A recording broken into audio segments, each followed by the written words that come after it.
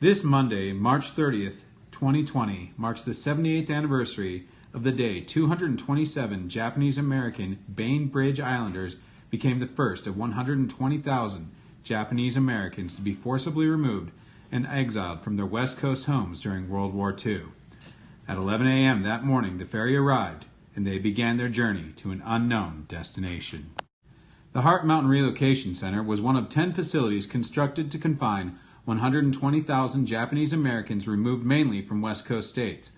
Following the initial roundup of individuals of German, Italian, and Japanese descent deemed threats to national security after the Japanese attack on Pearl Harbor in December of 1941, the Department of War recommended further detainment of all individuals of Japanese descent living within a swath of land that encompassed most of Washington and Oregon and all of California and southern Arizona. To manage the movement and incarceration of such a large population, a new agency called the War Relocation Administration was created. 10 sites for relocation centers were selected by April of 1942. California, Arizona, Arkansas hosted 2 centers each, while Colorado, Idaho, Wyoming, and Utah each contained 1 center. The first internees arrived at Heart Mountain on August 12, 1942. The facility consisted of 450 barracks, each containing 6 apartments. The largest apartments were simply single rooms measuring 24 by 20 feet.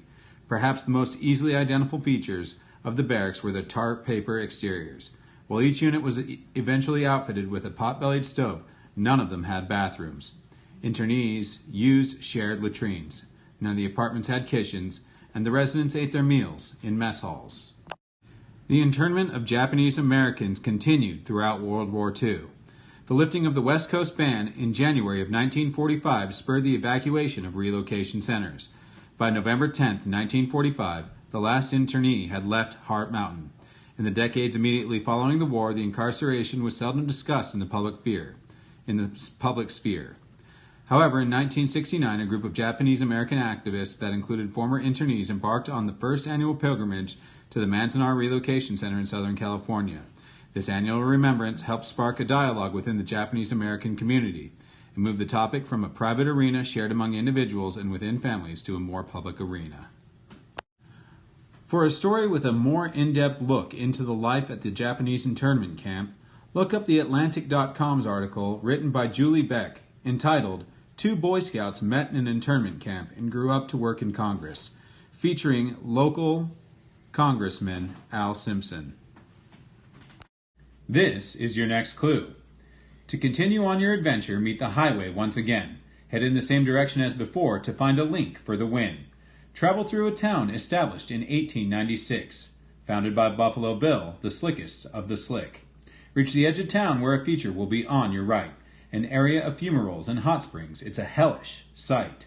Look for the plaque, for if you do, the final link at the pullout will be given to you. Once again, to continue on your adventure, meet the highway once again. Head in the same direction as before to find a link for the win. Travel through a town established in 1896, founded by Buffalo Bill, the slickest of the slick. Reach the edge of town where a feature will be on your right. An area of fumaroles and hot springs. It's a hellish sight. Look for the plaque, for if you do, the final link at the pullout will be given to you.